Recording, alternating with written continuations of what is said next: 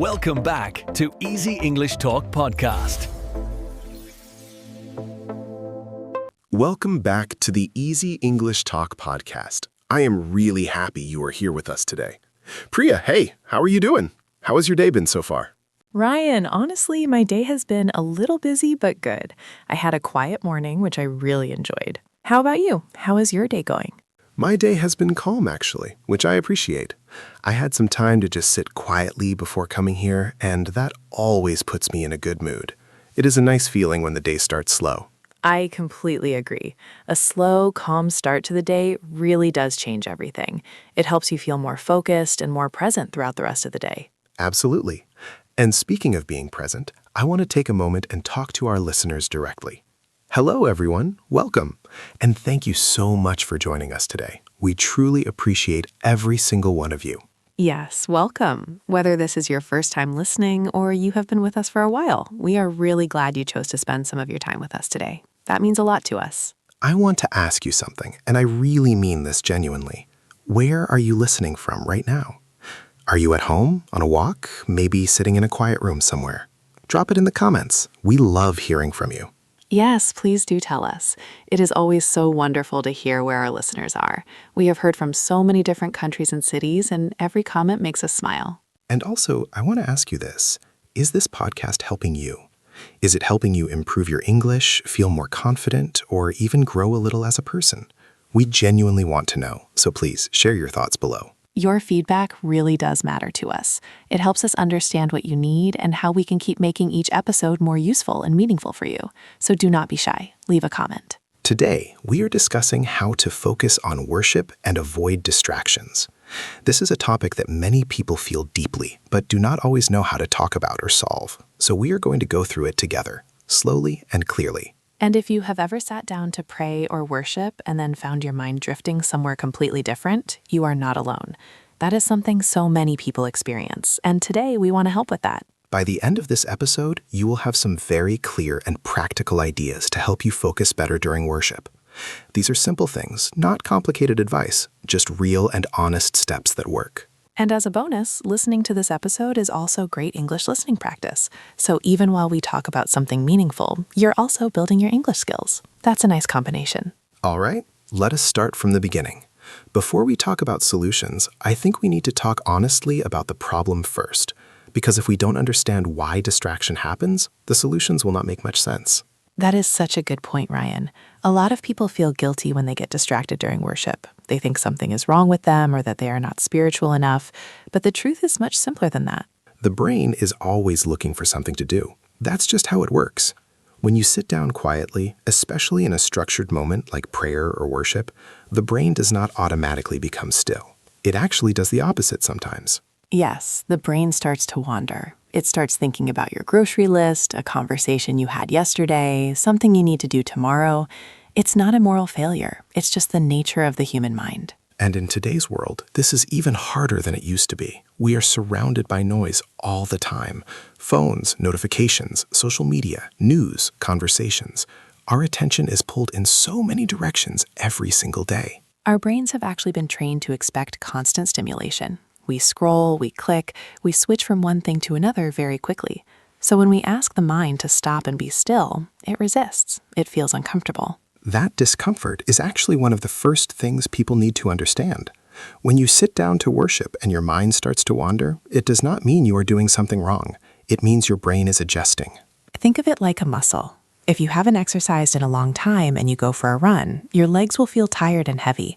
That tiredness does not mean you are bad at running. It means the muscle is being worked. Exactly. Focus is a skill, and like all skills, it takes practice and patience. The good news is that it can be developed and it can improve over time with the right approach. There is also something worth mentioning here.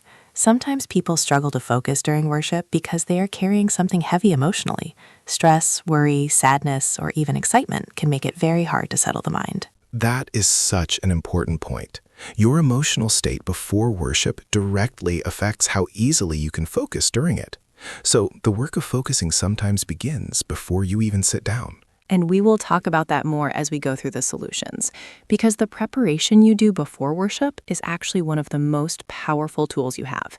It is something many people overlook. All right. So now that we understand the problem, let us move into the solutions. And I want to be clear, these are not magical tricks. These are honest, practical steps that require a little effort, but make a real difference. The first thing we want to talk about is the idea of creating a transition. Most people go from a busy moment directly into worship. They're answering a message, then they close the phone and immediately try to pray.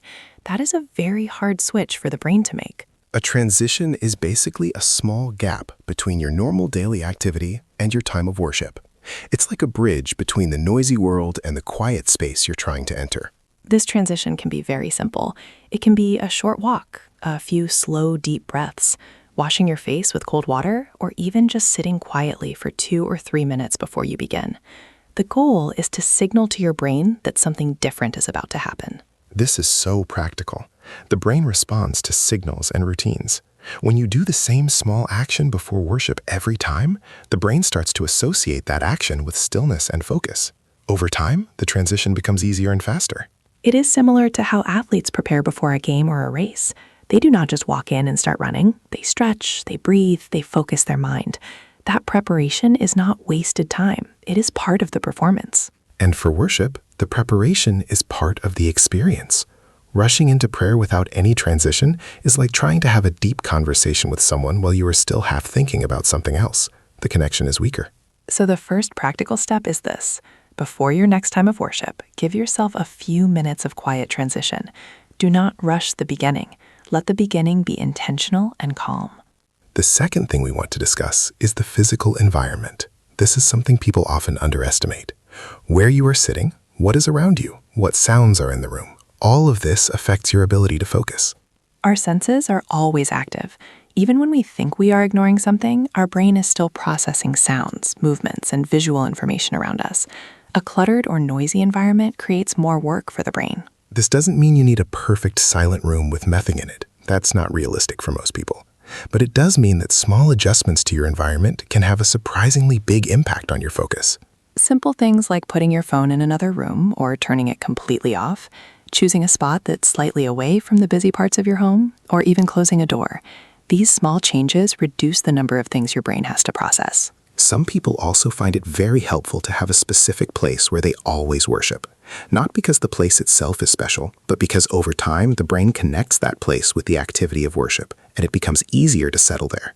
This is the same principle as having a dedicated desk for studying. When you sit at that desk, your brain knows it is time to think and focus. The environment becomes a cue. It helps the mind shift into the right state more quickly. And for those who live in very busy households with children or family around, this can feel like a real challenge. But even a corner of a room, a chair you always use, or a specific time of day that is consistently quieter can serve the same purpose. The point is not perfection. The point is intention. You are trying to create a space, even a small one, that communicates to your mind and to the people around you that this time and this space is set apart. Which brings us naturally into our next point, and that is time. When you worship matters just as much as where you worship, and most people don't think about this carefully enough. Many people try to fit worship into whatever leftover time they have. They worship after everything else is done, when they are already tired, or when the house is finally quiet, which sometimes means very late at night when their energy is completely gone. And then they wonder why they can't focus. But it's not really a mystery. A tired brain is a wandering brain. When your energy is low, your mind cannot hold attention well. It starts to drift much more easily. This doesn't mean everyone must worship in the morning. People have different lives and different energy patterns. Some people are more alert in the evening. The key is to find the time in your day when your mind is most awake and least distracted. And then protect that time. Guard it. Do not let other things eat into it casually. If your best time is early morning, then protect that morning slot. If it is midday, protect midday. Treat it like an important meeting you cannot miss. This is where commitment and priority come into the conversation. We make time for the things we truly value. If worship keeps getting pushed aside by other things, it might be worth asking honestly whether the scheduling reflects the real priority. That is a gentle but honest observation. And I think most people, if they are honest with themselves, know that their schedule often reflects what they feel most urgent about, not necessarily what they consider most important. And that gap between what we say is important and how we actually spend our time is something worth noticing. Not to feel guilty, but to make a simple adjustment, to bring the schedule a little closer to the values. So, The third step is to choose a specific time for worship. Protect that time consistently, and make sure it is a time when your mind is actually ready to engage and not already exhausted. Now, let us talk about something that happens inside the mind during worship, and that is the cycle of distraction. Because even when the environment is quiet and the timing is good, the mind can still wander. And when it does, how you respond to that wandering matters enormously. Most people, when they notice their mind has drifted, react with frustration or self-criticism. They think, I cannot focus. I am doing this wrong. What is wrong with me? And that self-criticism actually makes things worse. When you react to distraction with stress or judgment, you add another layer of mental activity on top of the distraction. Now your brain is dealing with the wandering thought and also the frustration about the wandering thought. It becomes a double distraction. The healthier and more effective response is to simply notice the distraction without judgment, and then gently return your attention to the worship. That is all. Notice and return, without drama, without guilt, without conversation inside your head about it. This is actually a skill that is practiced in mindfulness and meditation traditions around the world. The goal is not to have zero thoughts. The goal is to notice when the mind has wandered and bring it back with gentleness and patience. And every time you notice and return, you are actually exercising your focus muscle. Each return is a small victory. It is the practice itself. So, in a strange way, distraction and the return from it is part of how focus gets stronger. This is such a freeing way to look at it, because it means you are never really failing during worship. Every moment of noticing and returning is a moment of growth. You are training your attention each time it happens. So, the fourth step is this. When your mind wanders during worship, do not fight it or judge yourself for it.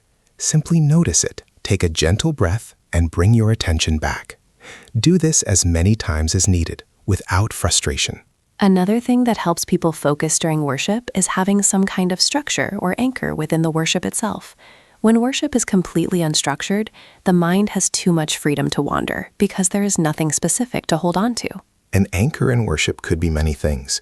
It could be a specific text you are reading or meditating on. It could be a particular prayer you say slowly and intentionally. It could be a piece of quiet music that holds your attention. It depends on your tradition and your personal preference. The purpose of the anchor is to give the mind something specific to return to when it drifts. Instead of drifting into empty space, the mind knows where to come back to. That point of focus makes the return much smoother and quicker. Some people also find it helpful to write during worship. They keep a small notebook nearby, and when a distracting thought comes, they write it down. Not to dwell on it, but to release it. Once it's written, the brain does not feel the need to hold on to it anymore. That is a really practical idea, because sometimes our mind wanders to things that genuinely need our attention later. Writing it down is a way of honoring that need while still keeping the present moment for worship. It is a small act of trust, too. You're saying to your mind, I hear you. I will deal with this later. But right now, this moment belongs to something else. And the mind accepts that more easily when the thought has been recorded somewhere. So the fifth step is to use an anchor within your worship. Choose something specific to focus on, whether it is a text, a prayer, a piece of music, or a quiet intention. And give yourself permission to write down distracting thoughts so they don't steal the whole experience. Now, I want to bring up something that is often connected to distraction but rarely talked about in this context, and that is the role of the body in worship. We often treat worship as a purely mental or spiritual activity, but the body is always part of the experience. This is so true. If your body is uncomfortable, hungry, tired, or physically restless, it will keep sending signals to your brain, and those physical signals will constantly interrupt the mental space you are trying to hold. Simple things like making sure you have eaten something before worship, that you are not in a physically uncomfortable position, that you are not too cold or too warm. These physical conditions affect the mind more than people realize. Some people also find that certain physical postures help them focus. Standing, kneeling, or sitting with a straight back rather than slouching. The body's posture actually communicates a kind of readiness to the brain. It signals that something intentional is happening. There is a reason that many worship traditions around the world involve physical postures and physical actions. They are not just symbolic. They serve the practical purpose of keeping the body engaged and helping the mind stay present. And if you feel physically restless during worship, instead of seeing it as a problem, try to incorporate gentle movement. A slow walk in prayer, a gentle sway, or even just pressing your feet firmly into the ground. These small physical actions can help anchor the mind. So the sixth step is to pay attention to your body before and during worship. Make sure your physical needs are reasonably met. Choose a posture that signals intention and readiness, and do not ignore the body's role in helping the mind stay focused. Ryan, I want to bring up one more thing that I think is really important, and it is about the expectation we carry into worship. Because sometimes the distraction is not just from outside, it comes from an internal pressure that we put on ourselves. Yes, say more about that. I think this is something a lot of people feel but cannot quite name. Some people approach worship with a very high standard in their mind. They feel that unless the experience is deeply moving, emotionally powerful, or spiritually significant, they have somehow failed. And when the experience is quiet or ordinary, they feel disappointed. And that disappointment can itself become a distraction.